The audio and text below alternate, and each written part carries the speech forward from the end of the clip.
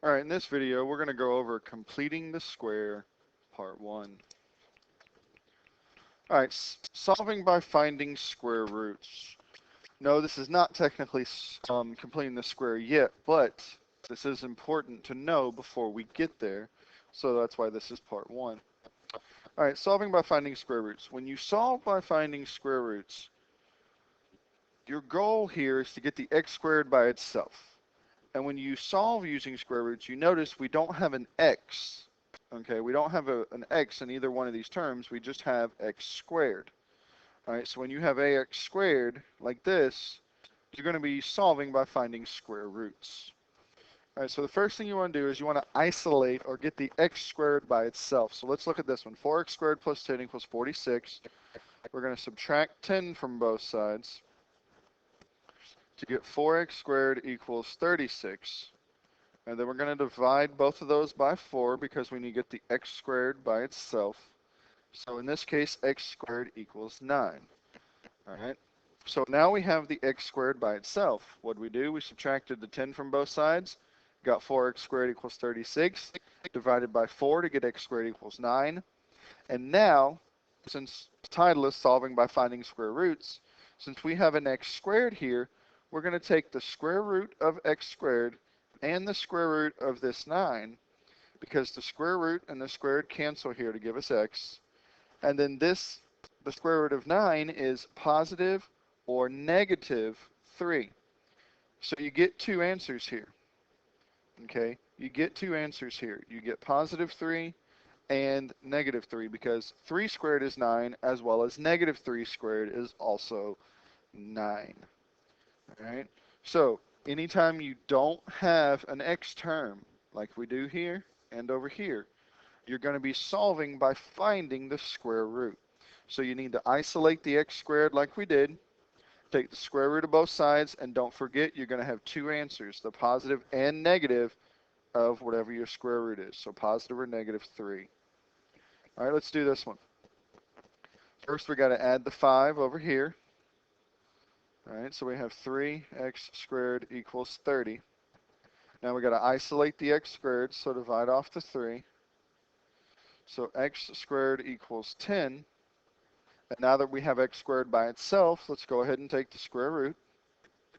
So x equals, now 10 doesn't have a nice square root. It would be an irrational number. So it'd be 3 point and then a repeating decimal. So in this case, just leave your answer as positive or negative the square root of 10. All right, don't write that as a decimal. Leave it as positive or negative the square root of 10. All right, so again, when you don't have an x term, isolate x squared like we did. So add the 5, 3x squared equals 30, divide by 3, x squared equals 10. And once you have x squared by itself, take the square root of both sides. All right. Try these two real quick. So pause the video and give these two a shot.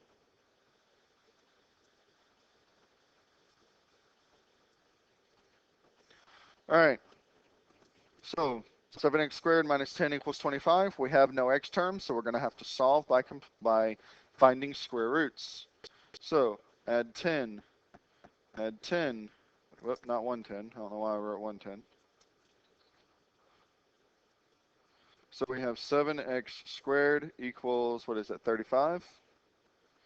Divide off the 7 now because we want the x squared by itself. So x squared equals 35 divided by 7 is 5. Take the square root. So x equals positive or negative the square root of 5. All right, x equals positive or negative the square root of 5. Okay. Next one, 2x squared plus 9 equals 13. Well, let's minus the 9, minus the 9. 2x squared equals 13 minus 9 is 4. Divide by 2, divide by 2. So x squared equals 4 divided by 2 is 2. Take the square root of both sides. So x equals positive or negative the square root of 2. All right, positive or negative the square root of 2. Okay, now for that one, like I said, just leave them as is. Don't try to write them as decimals. Just leave them written as the square roots. Okay, so that's it for solving by finding square roots. So our next topic is solving a perfect square trinomial equation. All right, solving a perfect square trinomial equation. Now, in both of these cases, we don't have a coefficient on x, okay? But if you look, both of our c terms here are perfect squares, meaning if you took the square root of them, you would get a whole number, all right? Because remember, perfect squares are like 2 times 2 is 4, so 4 is a perfect square because the square root of 4 is 2. And in this case, 36 is a perfect square because the square root of 36 is 6, okay? Now, when you factor a perfect square trinomial, you're going to get the same thing in both sets of parentheses. You're going to get the same factor twice. So this one here, we know this is plus and plus, so we know these are both plus. We don't have a coefficient, so this is going to be x and x. Now, 4 can go to 1 and 4, but that won't give us 4 here. So what we're going to do is we're going to do 2 and 2 because that's the square root of 4, okay? Because perfect square trinomial, all right, when you solve a perfect square trinomial, you're always going to end up taking the square root of c, and that's going to be the number you write here and here, okay? So now, the reason this is called a perfect square trinomial, not only because this 4 is a perfect square, it's because x plus 2 times x plus 2 can be written as x plus 2 squared, okay? So every perfect square trinomial that you factor will give you one set of parentheses like this squared, all right? Because x plus 2 quantity times quantity x plus 2, it's the same thing as x plus 2 squared. It'd be the same thing as writing 2 times 2, well, that's the same thing as 2 squared, all right? Now, this still equals 25, all right? Now, just like we did before, we took the square root of both sides. We're going to do the same thing here. Since this is squared, we're going to take the square root of both sides. So this gives us x plus 2, because the square root and the square root cancel. Now, this is going to give us positive or negative 5, all right? So now, what do we do next? Well, we finish solving for x. Subtract the 2, subtract the 2, x equals positive 5 minus 2 is 3. Negative 5 minus 2 is negative 7. So those are your two answers. All right. Positive 5 minus 2 is 3. Negative 5 minus 2 is negative 7. All right. Let's look at this one. Again, the 36 is a perfect square. So we're going to solve this using the perfect square trinomial method. All right. So since we know a perfect square trinomial is going to give us one set of parentheses squared, we can go ahead and set it up like this. All right. You can write this step if you want, and then immediately go to combining them into one set of parentheses squared, or you can just simply write them as the one parentheses squared first, okay? So here we're going to have x plus the square root of 36 is 6, so it's just x plus 6 quantity squared equals 9. Again, it's the same process we just did. Take the square root of both sides. So we have x plus 6 equals plus or minus 3, all right? Minus 6, minus 6, so we have x equals positive 3 minus 6 is negative 3, and negative 3 minus 6 is a negative 9. All right, so in this case, both of them came out to be negative, which is fine. It doesn't matter, that's completely fine. All right, you don't have to have one of each or both positive, you can have both negative. All right, so for perfect square trinomials, remember when you get your factor that you write in your parentheses like you do over here, all right? Both factors are going to be the same exact thing, so you can just simply write it as one factor squared. All right, you can just simply write it as one factor squared. Okay.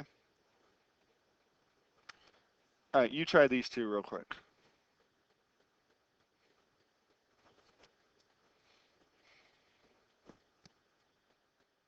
All right, so let's look at this one.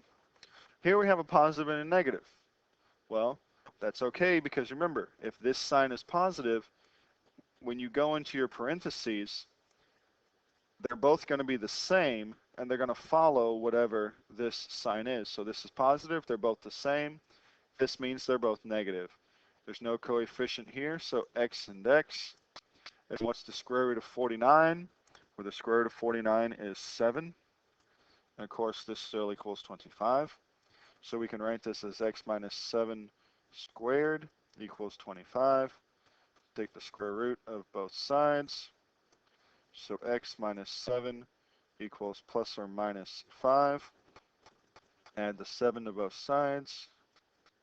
So we have x equals positive 5 plus 7 is 12. Negative 5 plus 7 is 2. All right, so for that one, you should have got 12 and 2. Now let's look at this guy.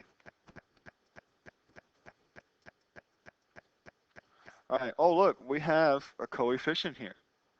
That's okay, because we know since this is 1, that's real easy. This has to be 1 and 1. All right, positive and positive, we know this has to be plus and plus. We know an x has to go here because we got to have the x squared. But now again, the 4 is a perfect square. So you can take the square root of 4. The square root of 4 is 2. All right, so we're going to put the 2 here and the 2 here. So the reason I gave you this problem is to show you it doesn't matter if this is the perfect square or this is the perfect square. You still solve them the same way. All right, if this is the perfect square, square root it like we did, 2x and 2x. If this is the perfect square, you square root it like we did over here, x minus 7, x minus 7. All right, it doesn't matter if the perfect square is here or here, you still square root the perfect square each time, regardless if it's in the front or in the back. All right, so this will go to 2x plus 1 quantity squared equals 49. Square root both sides. 2x plus 1 equals 49. Minus 1, minus 1. 2x equals 48. Oops, what am I doing? What am I doing? Sorry about that. Sorry about that. 2x plus 1 equals positive or negative 7. Sorry about that. All right, so now we're going to subtract 1, subtract 1. So 2x equals positive 7 minus 1 is 6. And we're also going to have 2x equals negative 7 minus 1 is negative 8. So in this case, we actually have two separate equations now. All right, divide 2, divide 2. So x equals 3, divide 2, divide 2, x equals negative 4. All right, so when you have a coefficient on x, like we just got here, all right, when you have a coefficient on x, like we just got here, you're going to end up having two separate equations because once you, like in this case, once we subtracted the 1 from both sides, all right, once we subtracted the 1 from both sides, we still had one more step to do. We had to divide by the 2. Okay, so when your perfect square is your a term, like it is here, when you get down to the bottom, you're going to have two separate equations that you're going to have to finish solving. All right, so like we did here, 2x plus 1 equals positive or negative 7. We subtracted the 1 from both sides to get plus 7 minus 1 is 6, so 2x equals 6. Negative 7 minus 1 is negative 8, giving us 2x equals negative 8. And then on both of them, we had to divide both sides by 2 to get the x by itself, to get x equals 3 and x equals negative 4. All right, so just to reiterate, if your perfect square is your a term, when you get down to the end, you're going to have two different equations that you're going to have to finish solving. If your a term is just 1, like the previous problem over here, when you get down to the bottom, you only have one equation. So, 5 plus 7 is 12, negative 5 plus 7 is 2. But if your a term is your perfect square, when you get to the bottom, you'll have two separate equations, all right?